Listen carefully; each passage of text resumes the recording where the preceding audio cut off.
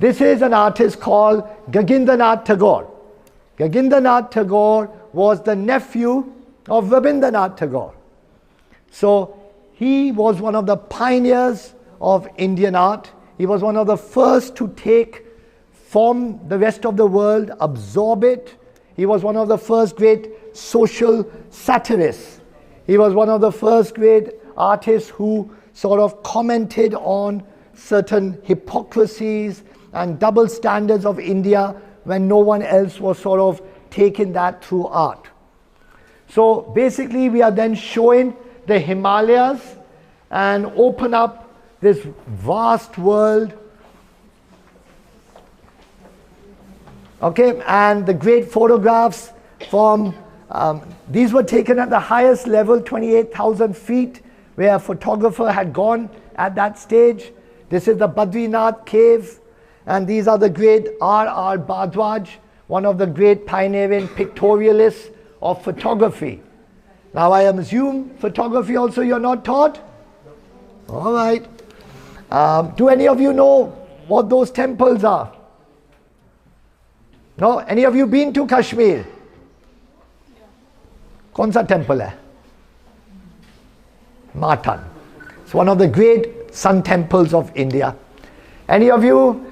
This is Nicholas Roerich. Nicholas Roerich was a great Russian thinker, peace activist, artist, philosopher, explorer, writer, and he came to India and he discovered for the Russians and for his own journey the Himalayas and the great grandeur of the color that the light would bring at different stages of exploring the Himalayas. Swaminathan, the mountain bird tree series, one of India's great artists and colorists. Let's move forward and let's come here. You see this wall? This wall is trying to show in glimpses the relationship between animals, humans, nature, and the cosmos.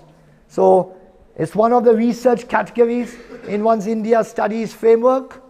And over here, now all of you, any of you been to Ranthambore? Who's been to Ranthambore? Tell me, do you know what this is? What is this? No, it's actually something representing a tiger. If it was a tiger, we wouldn't be here, I don't think. What's the medium? What does it look like to you? A photograph. Okay, who says it looks like a photograph? You all said, put your hands up. Photograph, who says?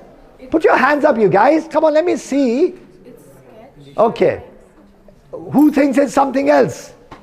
A sketch maybe? A sketch? How do you think this sketch is made? Charcoal. Charcoal or graphite. Okay, and how? Okay.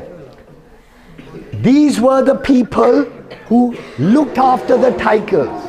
They were the Ranthambore School of Artists that was set up. The Ranthambore School of Artists looked after the tigers. Because of their proximity to the tigers, they slowly started painting and drawing the tiger. And they use here the soot, which you get from the exhaust of a car. You put it on a newspaper. You fold your newspaper 9 times. When you fold a newspaper 9 times, you get a tip which is as perfect as any pen. And from that newspaper tip, they made these drawings. Okay, obviously they have a photograph to look at, but the energy, and this is that same artist there who did your Jamni Roy Christ, the little Jamni Roy. So here we are showing different forms of animals.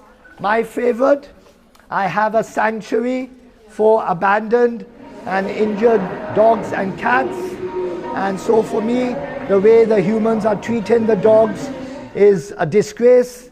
And I hope you as younger people will have a bit more empathy and will hopefully take to task those who show cruelty against the dogs, especially the stray dogs, who are the most beautiful, honest, decent, loyal, and loving creatures in the world.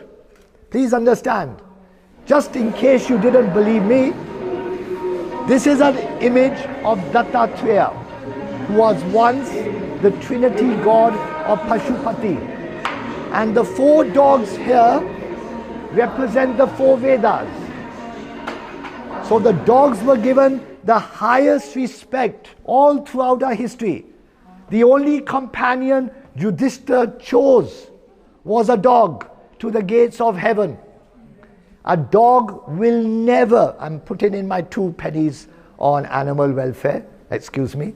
A dog will never bite you unless it is worried about its children being attacked or you are attacking it. You got more chance of the human next to you biting you than a dog ever biting you. Here you got the explanation. So one of the great artists that has shown the empathy of the dog is Somnath Hall. Somnath Hall is another great artist. Here you are seeing how from drawings, sculptures are evolved. Here is one of India's greatest international artists and teachers. He was the head of the New York School of Art and Printmaking, Krishna Reddy. And he created in the 50s a very unique intaglio process which brought in multiple viscosity processes so that you would have multiple colors move in a very organic way. So all the forms he was trying to express in the 50s were these great organic forms. This is a spider's web, jellyfish, whirlwind, wave, blossoms, tree trunk, germination, all these kind of ideas.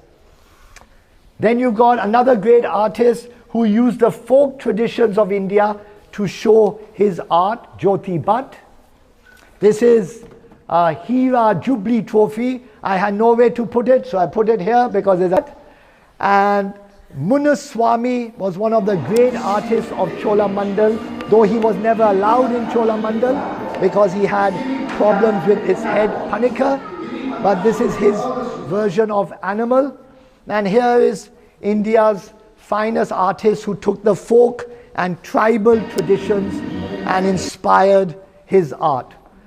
Over here, all of you, these are the prize which will change the educational system of India. That is the film booklet. In the film booklet are the original credits, the storylines, the lyrics, all the cover images, what's the next feature. Without this booklet, you cannot really teach the history of film, and you can't teach the history of many related subjects.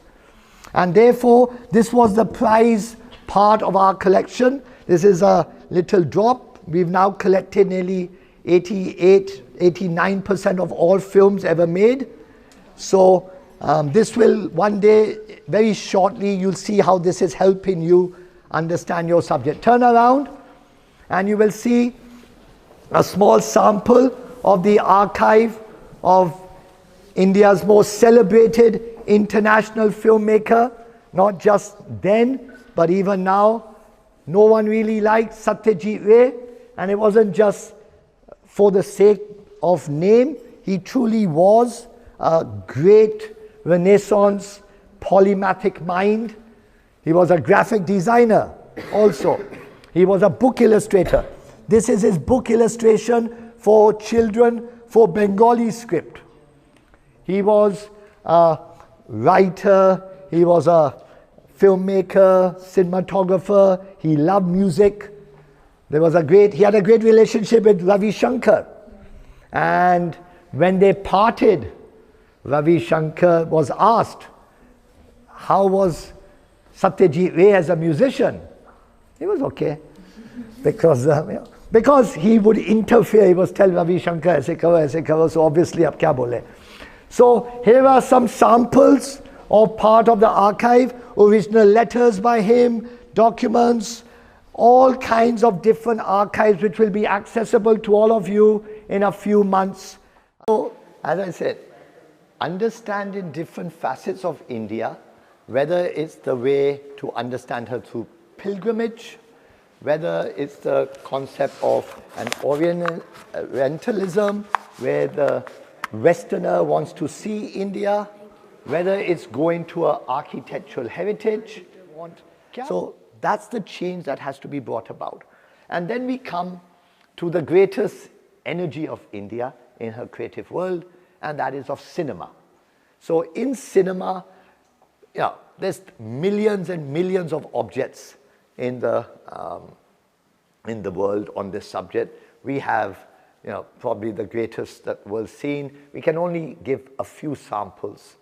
And the way we decided, we just gave one introductory wall. We put one photograph, the first photograph of Watson's Hotel, where the first film was shown by the Lumiere brothers when they came to India.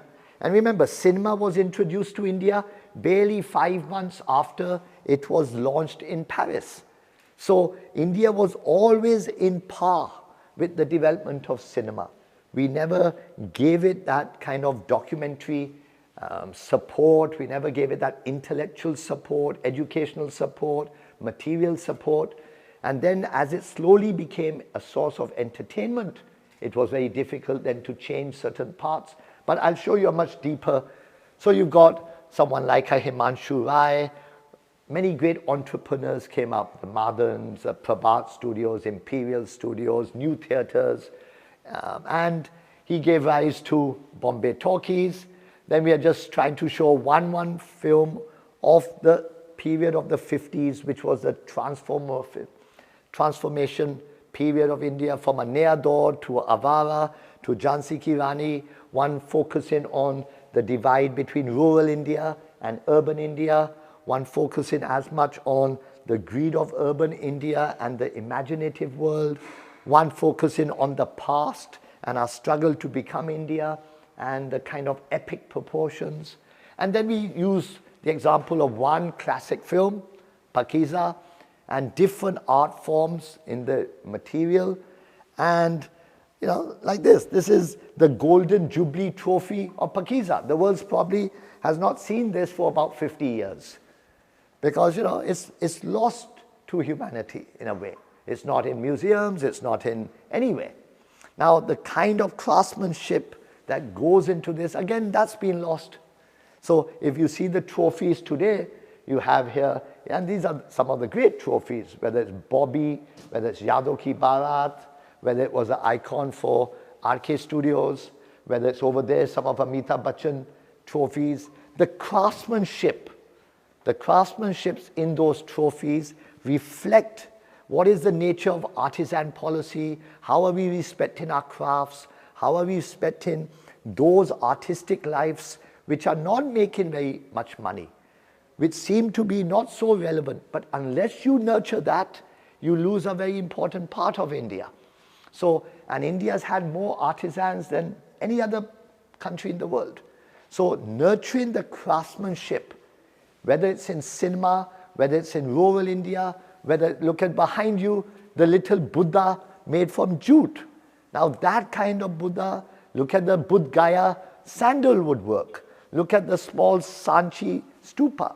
That kind of craftsmanship is gone now.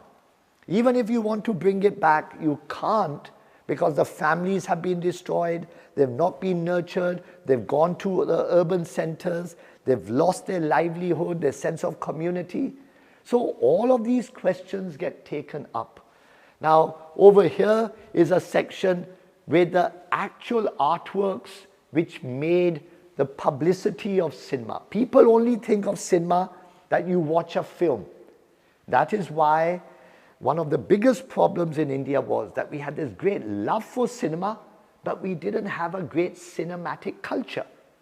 So a country like France can claim a great cinematic culture because it wasn't just watching the film.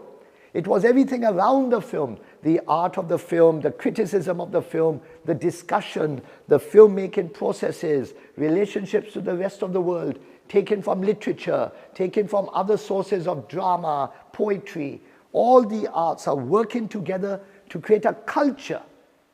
that cultural framework for cinema never got created deeply enough, because then the box office took over. And so apart from the great artwork, look at this Ganga Jamna. This is the original hoarding of Ganga Jamna when it was released in Jamna Cinema in Tadio. Now, the quality of these things are gone forever. And you can see there, Mangal Pandey is the last artwork, and obviously that has a certain energy also. But this world is now gone forever. It will never come back.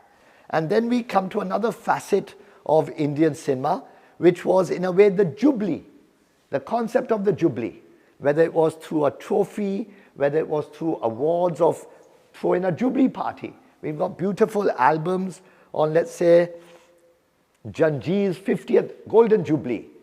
There was a party at Sun and Sand. So Prakash Mehra had first of all the 50th Jubilee of Janjeer, and he also launched Hera Pheri, his next movie. He also launched Himalaya Ke God Mein, or Himalaya Se Ucha, I can't remember now. And those documents are important guidelines for mapping out histories of the box office. Now, I have purposely compared here two different worlds, the Jubilee Trophy and the film festival catalogue cover, because there are two different worlds that look at cinema very differently. One looked at cinema as an art form, one looked at cinema as an entertainment form first and foremost, and a source of box office receipt. Both of these have existed in India. Both of them have created.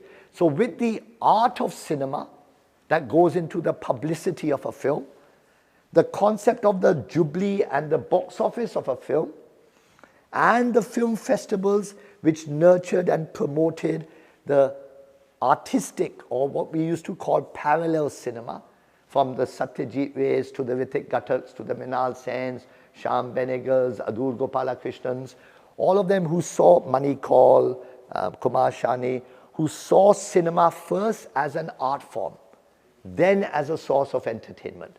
And then the greatest actor, superstar of Indian cinema as an example. So you see an Amar Akbar Anthony, Lavaris, Namak Halal, Diwar. Now, they have their own energy. It resonates with our people. You've got two great icons for RK Studios, even greater tradition. So this together, here's another one, Ram Tevi Ganga Meli. So with the Jubilee concept, with the film festival concept, with the arts of cinema, you have for the first time, trying to put together how a culture gets developed. And then we come to our curiosity cabinets. But before we come to the curiosity cabinets, we come to this framework here.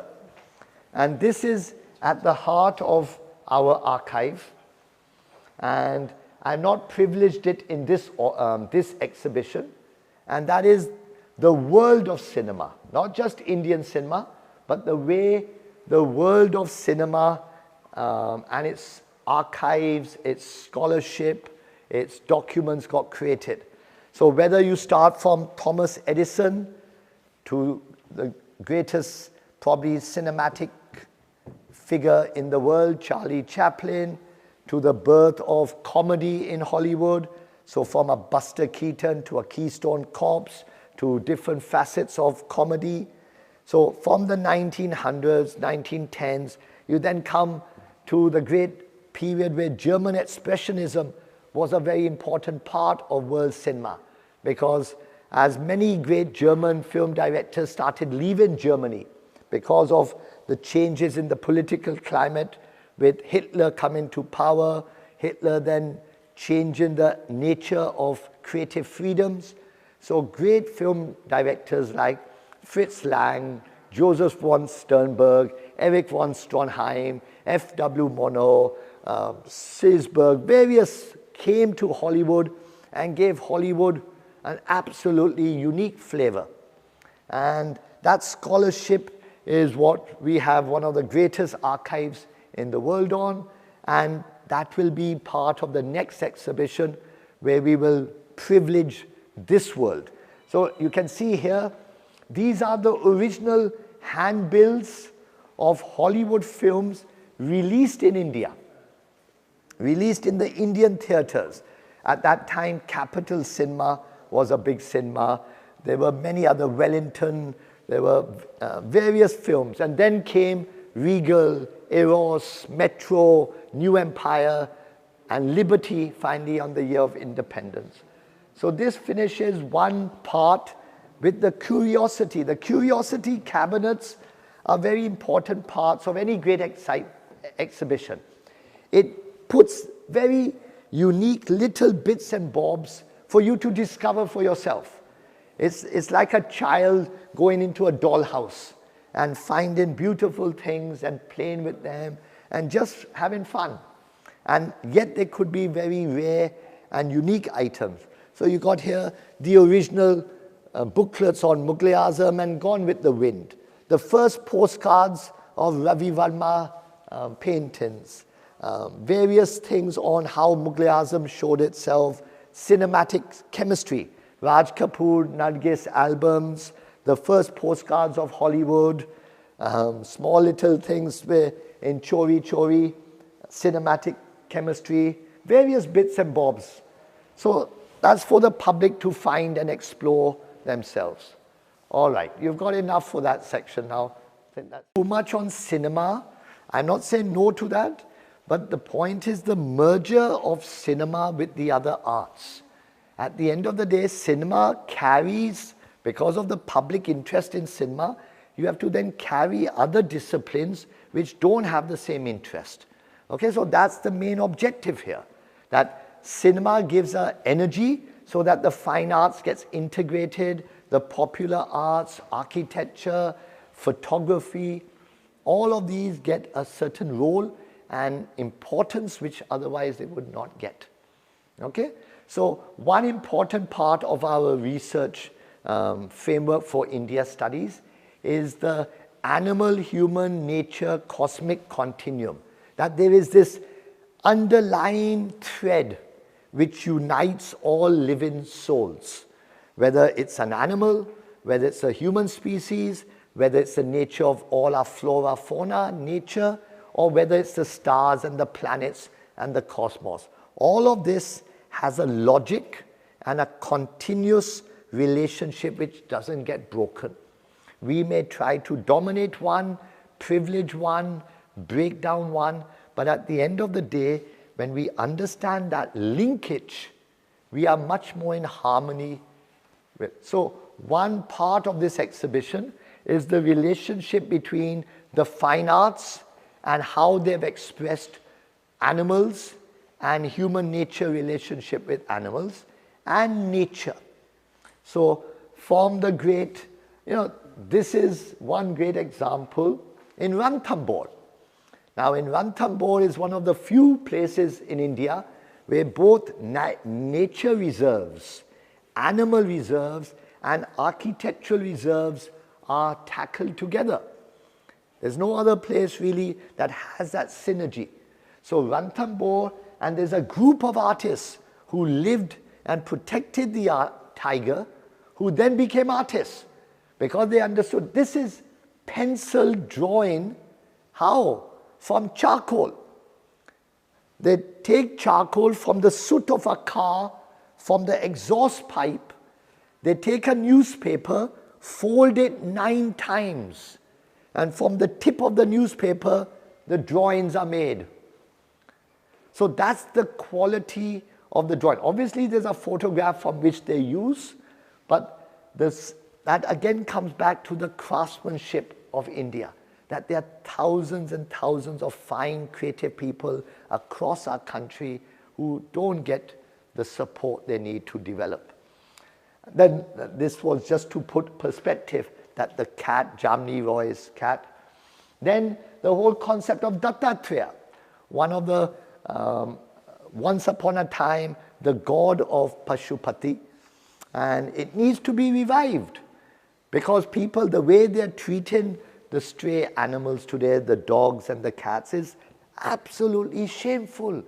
It's the sign when the human being reaches their lowest level of gatiyapan, that they can't look after the most helpless, the most honest, the most decent and loving of creatures. And the dog has been the oldest companion of human beings. Yudhishthira only took a dog. This is the depiction of Dattatreya. Who are the 4 dogs? They are the 4 Vedas. So from the time of ancient Hindu philosophy, the dog has been respected. And today we have people killing dogs, beaten dogs on the street. It's their home. Now, how do you get across that understanding? Look, you can't force people to love. You can only open their mind and give them opportunities to learn.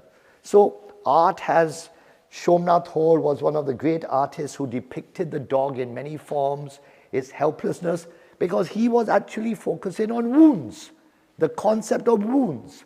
Human wounds, animal wounds, wound होता है. इसको लगता है या मुझे लगता है, एक ही बात है. That concept of the wound is what he is trying to express. Similarly, you take one of the great artists of India, D.P. Roy Chaudhary, and how he's depicted a dog feeding her children. You look at the concept here of, this is nothing to do with the dog, but it's the relationship between drawings and sculpture. A great artist like Dhanraj Bhagat. Then these are 2 examples of one of India's greatest printmakers, Krishna Reddy, who from 1955 to about 1968 created some of the most unique, innovative intaglios of the world, where natural forms were the inspiration. So spider's web, jellyfish, germination, whirlpool, tree trunk, blossoming, the wave, pastoral, all these kinds of natural organic forms he expressed through very unique intaglios.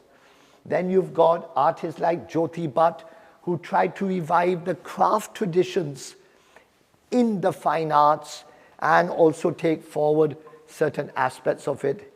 हीरा को वैसे ही मैंने याद डाल दिया क्योंकि यहाँ भी animals थे, सोचने दो लोग को हीरा और ज्योति भट्ट का क्या मिलन है.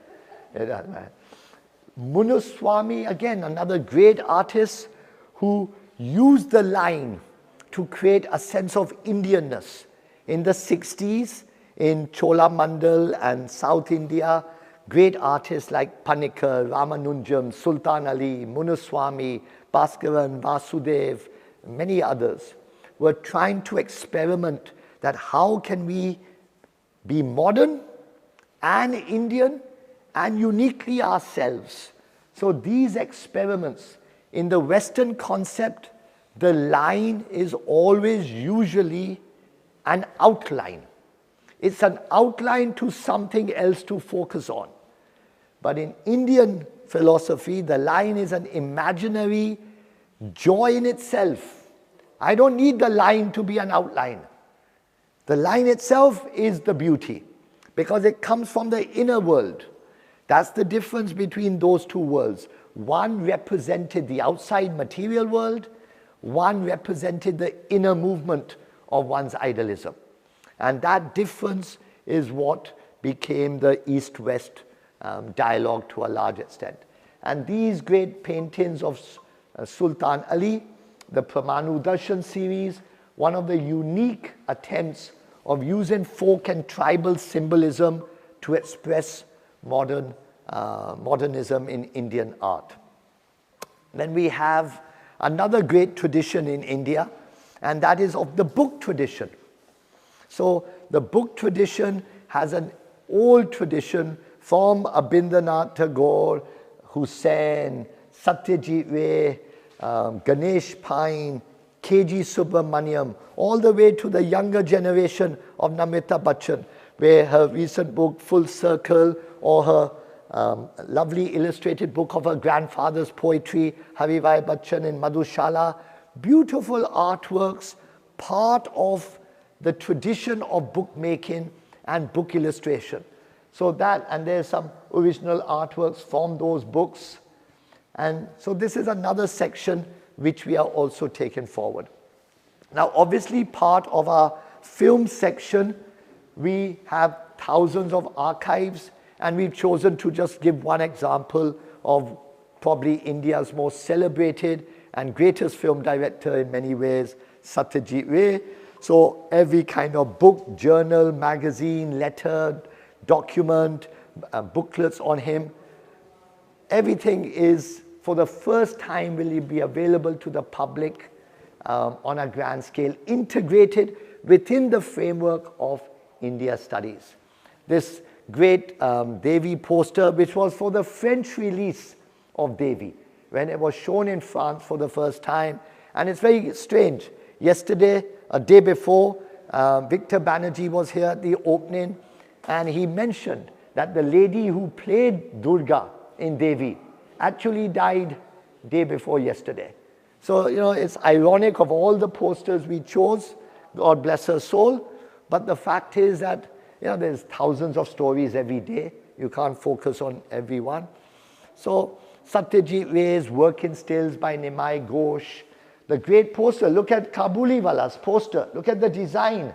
This was Tapan Sinha's Kabuliwala and Ritik Ghatak's poster. So the Bengali poster had a unique design sensibility because they used the font of the text like an artwork, which most Hindi film posters or South Indian film posters did not do.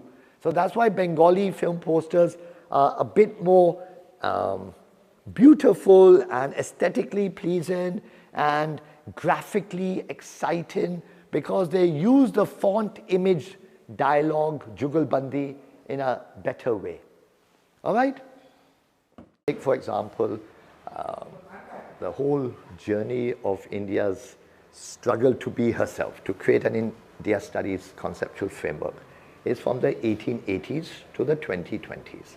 Now, all 6,000 years of India lives in 140 years. So we have always this violent, non-violent dilemma in all civilizations. India took it to an extreme because of one individual, passionate thinker, and that was Gandhiji.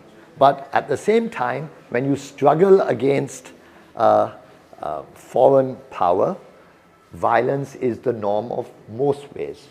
Now, Gandhiji, people think they understand. Our objective is to show, no, you don't. There are many ways to look at even the most established icons of our century. You look at him from here. Now, if you see something like this, most people don't get it, because in the 1870s, 80s, Hindu mythology was shown in the Calcutta presses in Bengal from Kansari Para, Chor Bagan, Calcutta Art Studio. Look at that. Yamma, Shiva, Makhandaya. Then Ravi Varma press came along. People started copying the Ravi Varma press. And then you see how political propaganda uses myth, uses religion to bring about a relationship and communication with the people. So Gandhiji becomes Shiva, the British Empire becomes Yam, and Makhandaya becomes Bharat Mata. Now, this relationship between the secular and the religious and the struggle for one's identity is always entwined in India. You can't separate it honestly. You can try your best, and it doesn't matter whether it's the most secular-minded person or whether it's someone who has another version. So these things need to be questioned. Everything needs to be re-examined. How do I understand it? How do I make these decisions? How do I know what is the underlying processes? So when you look at a Gandhiji, you got one perspective. You look at Gandhiji here, Polish poster of Attenborough's film. You look at a young interpretation by an artist in 2007. You look at these are the original first photographs by Cartier-Bresson, last days of Gandhiji. Nehru announcing Gandhiji's death, the public at the procession of his body being taken to the streets, Gandhi's last visit to Nizamuddin. Then you look, his visit with Rabindranath Tagore, Gandhiji at Dandi. And then you see the whole evolution of a different kind of struggle for independence. When you're also, the frustration of the youth is there. I want independence now. I want to kill my enemy. I want to get them out. So violence is the way you take forward. So Bhagat Singh, Chandrasekhar Azad, Subhash Chandra Bose, these are the main icons which took forward that, and how our political propaganda showed it of that time. And you take great artists like Chitto Prasad, one of the greatest artists of India, man of total integrity, and how the first time the arts tried to play a role in fighting against injustice, whether it was the Bengal famine of 42, when K.A. Abbas and others were trying to raise money. So they set up IPTA, and IPTA became one of the great cultural institutions of India in trying to take from the masses, from the people, and giving them a political sensibility, giving them a sense of duty as citizens, as people who are under British rule. And that whole journey. So most people know about Quit India. They don't know about Quit Asia. What was the Quit Asia movement?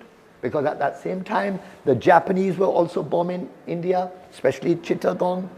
And the British wanted to fight the Japanese because they were part of the powers with Germany. So all the politics of the time is still not clearly understood. And the visual image is a much deeper way to tackle these issues than the written word. The written word is deeply distorted. It's already gone through so many interpretations. The visual image is still fresh.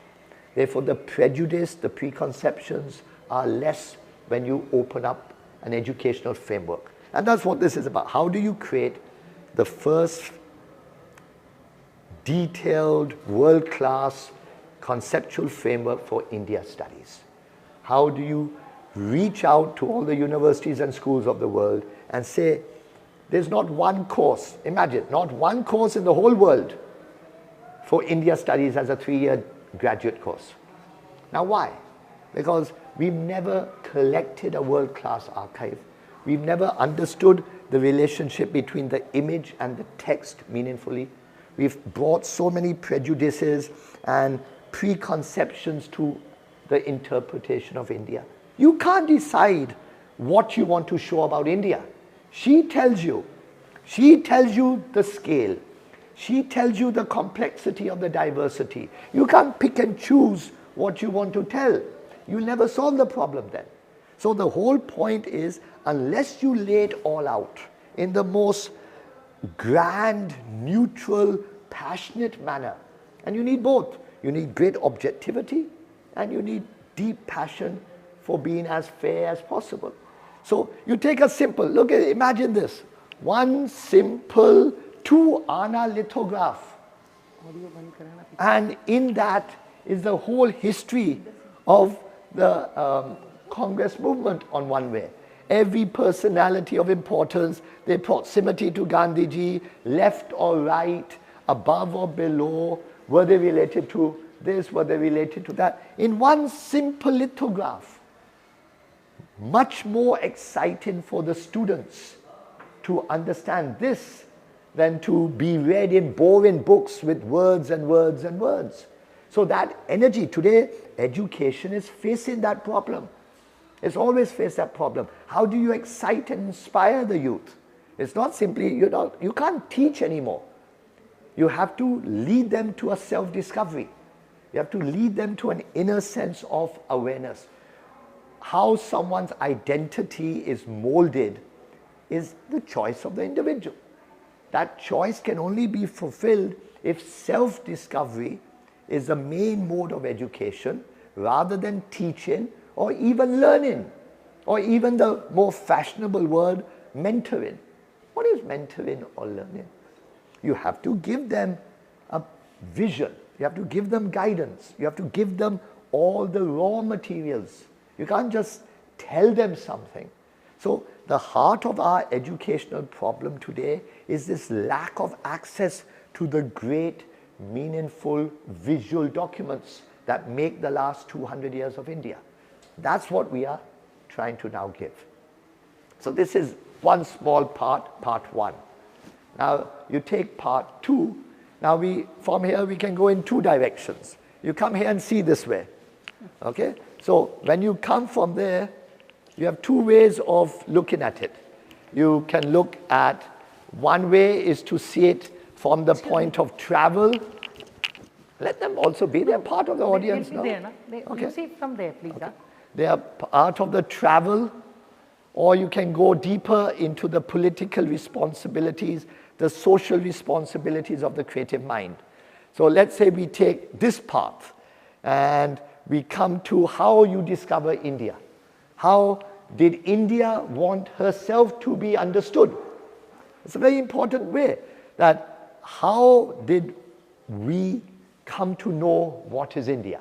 Who is she? How do we study her? How do we explore her? How do we visit her? Where do we place the emphasis? What do we ignore? What do we not ignore? So all throughout first travel was basically about pilgrimage.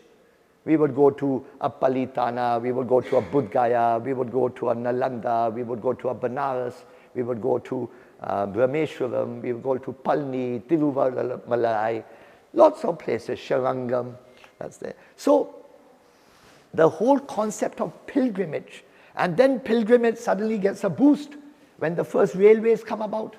So because of railways, you can travel further, and because of that, you want to promote, आइए, Sharangam के पास आइए, या Allahabad आइए, या Banaras आइए, या Mathura आइए.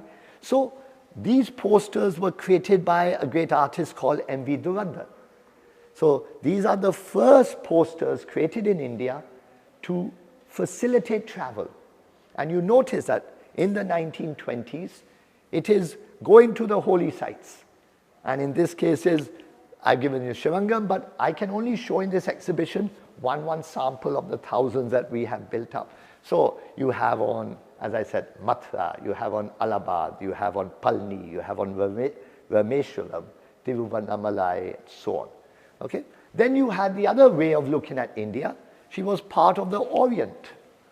So the Orient had, obviously today it's seen with a great kind of prejudice because of certain perspectives of post-colonial studies.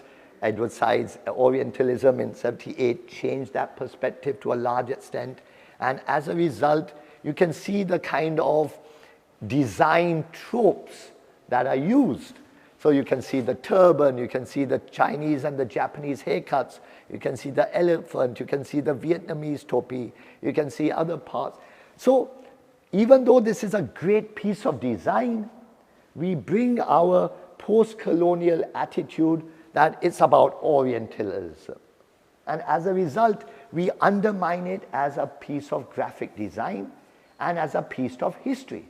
It's part of the journey. Whether you agree, disagree, is neither here nor there. Respect it as part of one piece of the jigsaw. Contextualize it with another piece. Look at it here. Here's another example. Now they started choosing particular monuments.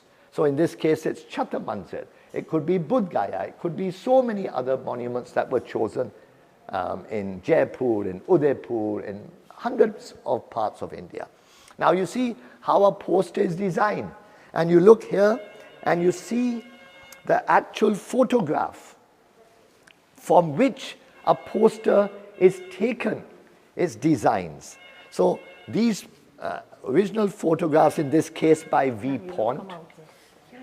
Kya ho gaya yaar? Why are you so, let it be. Whether it is the pilgrimage framework, whether it is the concept of the Orient, whether it is using the monument as the focus, or in this case, you can actually interpret what are they trying to present about India. Look at the monuments chosen. Look at the way they are presented as a design facet. You got the Taj Mahal, you got the Qutub Minar, you got Buland Darwaza. So you got three traditionally coming from a Indian Islamic background. You got Shravan Bagola, Indian Jain background. You got Sanchi, Indian Buddhist background. And in the corner you have Jodhpur Fort, so a Hindu background. So you are creating an idea of India where you want to represent a secularism, but that secularism is so biased that it creates the kind of issues we are facing today. And if you understood that when you express any idea, the point is to do it fairly. When you compensate excessively, when you try to give positive discrimination, when you try to, and that's also understandable in many ways, because the majority always tries to protect the minority. And that's only as long as the majority is humble, the majority understands that there will be other facets which you can't talk about. But this was the kind of secularism which is depicted in this poster.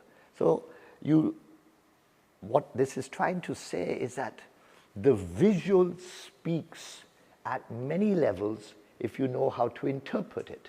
But because we haven't learnt the way to interpret the visual, we are facing the problem where everything is text, everything demands. For example, people complain, why no captions? No captions because we want you to look at the visual. There may be other practical reasons there's no captions. But the bottom line is, for 10 years, I've never worried about captions. Okay, I handed over to someone else to do, knowing that basically most of them will never do it properly. Because the image is not being read by the public. And therefore, the image and the visual is not part of our educational system in any meaningful way as a source of knowledge. It simply is a complement to the text.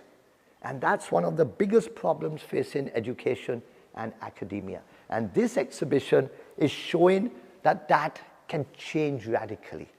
Discovery via Rediscovering India is 30 years journey in creating the first structure, framework for India studies. सारी दुनिया में अभी तक एक 3 साल का undergraduate course India studies के लिए नहीं है.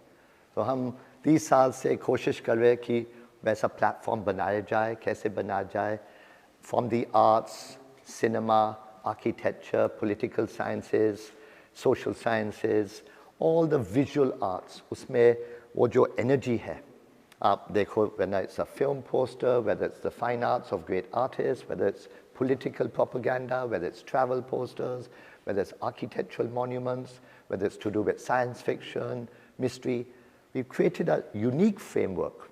And now to make this framework open to all the universities and colleges and schools, ये exhibition, पहला exhibition है, जो दिखा रहा है दुनिया को कि देखिए, India ऐसी चीज़ है कि आप, you can't take out what you like. It's like the greatest pickle in the world. जैसे नींबू और coriander और turnip और शलगम और सब एक साथ जुड़ा रहता है. आपको पता नहीं कि कैसे इनका स्वभाव बदलता है, धूप कैसे लगती है, एक का जूस दूसरे पे कैसे असर होता है. ये जो पूरा तरीका है हिंदुस्तान, इंडिया को बनाने के लिए, हमारे आर्ट्स, हमारे सिनेमास, इनको समझने के लिए कोई सिस्टम नहीं है हमारे कॉलेजेस में, स्कूल्स में, यूनिवर्सिटीज़ में. और बाहर देश के लोग आते हैं और समझते हैं, वो भी अपने अलग अलग प्री कॉन्सेप्शंस के साथ आते हैं. तो ये एग्जिबिशन उसको सब उल्टा कर देता है कि देखिए क्या क्या है, इनका डायलॉग कैसे चलता है. What's the relationship between a golden jubilee award and a poster and an artwork and a book, a journal, a magazine, the dialogues, the discourses, the political events, the history. और सबसे बड़ी बीमारी हमारे देश में ये है कि आदमी और जब इमेज को देखता है, वो सोचते हैं कि शब्दों के साथ इसका एक्सप्लेनेशन होना चाहिए. नहीं, इमेज अपना नॉलेज है, इसको पढ़ने के लिए वो शिक्षा में दिया नहीं गया. इसका फॉर्म है, कंपोजिशन है, लाइन है, कलर है, टेक्सचर है. इसको समझने के लिए स्कूल्स ने कोई ज़्यादा कोशिश नहीं किया है. इसलिए आज हमारे नौजवान लोग और even the older age people, they don't know how to read an image. Exhibition में बोलते लोग कैप्शन दीजिए. कैप्शन क्यों दे? आपको पता है ये क्या बोल रहा है, अपने आप नज़र आता है. और नहीं नज़र आता है तो कोशिश कीजिए समझने के लिए. Just to position in, देखो इसके पहले क्या हुआ, इसके बाद में क्या हुआ, इसके दाएं को क्या हुआ, इसके बाएं को क्या हुआ. What's the relationship between Manoj Kumar and Dilip Kumar? What's the relationship between Dilip Kumar and Indian cinema? Relationship between Indian cinema and film festival and Jubilee Trophy and box office and entertainment and lifestyle and leisure and education. ये सब एक बिल्कुल जुड़ा हुआ है. लेकिन हमारा economic educational system इसको तोड़ के समझाते हैं हमें, और ये तोड़ने में सारा जो रस होता है निकल जाता है. That is why idealism today is at the back foot. Idealism जो आइडिया लेता है, जिसके दिमाग से आइडिया निकलता है, वो सोचते हैं कि हम कुछ नहीं कर सकते, अब आइडिया किसी और को दे देते हैं, उनको इम्प्लीमेंट करने दो. बिजनेस को दे देते हैं, गवर्नमेंट को दे देते हैं, फिलैंथ्रोपी को दे देते हैं, और फिर रोते हैं कि यार हमारा आइडिया कुछ और बन गया है. क्यों बन गया है? क्योंकि आपने किसी और को दे दिया है. You think about it. कोई ऐसा मौका नहीं है देश में जहाँ म्यूजिक नहीं बजाओ, लेकिन यूट्यूब ने स्ट्राइक करना है. अब आप अपने आप सोच, कितने दिन का है, क्या क्या लोगों को देखने को मिलेगा यहाँ पे? यहाँ 15 दिन का एग्जीबिशन है. फॉर्म आप आगे पहले जब आते हो, फ्रॉम 1880s to 2020s, 140 साल की इंडिया का इतिहास, आर्ट से, सिनेमा से, आर्किटेक्चर से, स्कॉलरशिप से, the relationship between animal, human nature and the Cosmos. ये जो हिमालय के रिश्ता क्या है हमारे साथ, कश्मीर का रिश्ता क्या है, इन सारे चीज़ों का आर्ट से कैसे लोगों को समझ आती है, ये एग्जीबिशन का मकसद है. बेटा कुछ बताइएगा, जो ये बड़ा पोस्टर है यहाँ पर, उसके बारे में. ये यूनिक एक्सपेरिमेंट था इंडियन सिनेमा में. मनोज कुमार ऐसे व्यक्ति थे जो हर पार्ट ऑफ फिल्म मेकिंग में अपना हाथ डालते थे, इन direction, production, editing, screen play, music, publicity material. और उन्होंने एक आइडिया था कि क्रांति के रिलीज के पहले हम एक महान कोई आर्ट वर्क बनाए that can go to the main metros in Bombay, Bangalore, Delhi, Calcutta, Madras. इसमें कोई नाम ना हो, क्रांति का नाम नहीं है, मनोज कुमार का नाम, नो ब्रांडिंग, खाली आर्ट. सो पंडित राम कुमार शर्मा को उन्होंने बोला कि आप ये पोस्टर बनाइए. 12 शीटर है, तो ये 12 शीटर गया था. अब बिल्कुल 1-2 कॉपीज हो गए दुनिया में. और इट शोज वो पीरियड था जहाँ आर्ट और सिनेमा का मिलन आखिर स्टेज पे था. जैसे आप बात देखो, गंगा जमुना को देखो, ओरिजिनल आर्ट वर्क, यहूदी का देख लो, दायरा का देख लो, अंदाज का देख लो, मेरा नाम जोकर का देख लो. उस ज़माने में आर्ट और सिनेमा का ज़्यादा मिलन था. अब इसके बाद लास्ट आप बात देख लो, मंगल पांडे. उसके बाद बिल्कुल ये hand painted publicity material stopped. Okay sir, ये जानना है मुझे, आपने ये 12 शीटर पोस्टर है ना, शायद एक ही है? नहीं, एक तो ये नहीं बोल सकते, 1-2 और हो सकते हैं दुनिया में, हमें पता नहीं. लेकिन क्रांति का एक ही फिल्म का 12 शीटर पोस्टर है ना, और कोई नहीं, 12 seater posters may be separate. This is a pre release without the branding of the film. That's different. That is unique. That's only one like that. We've only known of this experiment. No other film experimented like this. Because, as I said, this decision is only possible when, see, apart from Raj Kapoor and Manoj Kumar, there were very few other directors who were also producers, who were also like involved in all parts of making the film. So Manoj Kumar had that control, Raj Kapoor had that control, there were a few others. So unless you have full control, you can't do certain things also. That is, that's another part of the way things are built in life. Sir, ये आपको कहाँ से मिला ये poster? बाबा, आप ये क्रांति के पोस्टर के ऊपर क्यों इतने सवाल हो रहा है?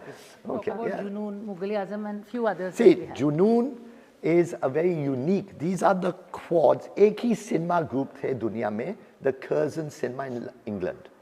And they had the great designer called Peter Straussfeld.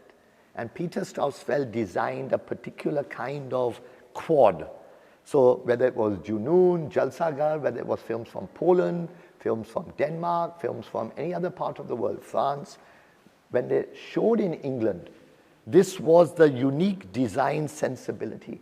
So, see, in this exhibition, I can only give you one sample. There are thousands to show. वो इंटरनेट में होगा जब रिसर्च सेंटर खुलेगा. अभी के लिए मैं आपको एक ही दिशा दिखा सकता हूँ कि ऐसा सैंपल है. तो जुनून को आप देख सकते हो, फिर आप गूगल कर सकते हो Peter Strauss film, Curzon cinema, quads in British cinema, and you learn more. And what about Mughal-e-Azam, sir? Mughal-e-Azam is a famous, हमने बहुत बार इसको पहले ज़माने में ऑक्शन भी किया था. अब ये हमने अपने आर्काइव के लिए लिया था. There is no film like Mughal-e-Azam. Not just the film itself, उसका बनाने का पूरा तरीका. एक बंदा के आसिफ, if you notice, 15 साल उसको लगे. He took the first cover of Film India in 1945 when Chandra Mohan and Nargis were the stars. 15 साल के बाद उसने 10 covers लिए. वो जो जुनून और passion उसमें था.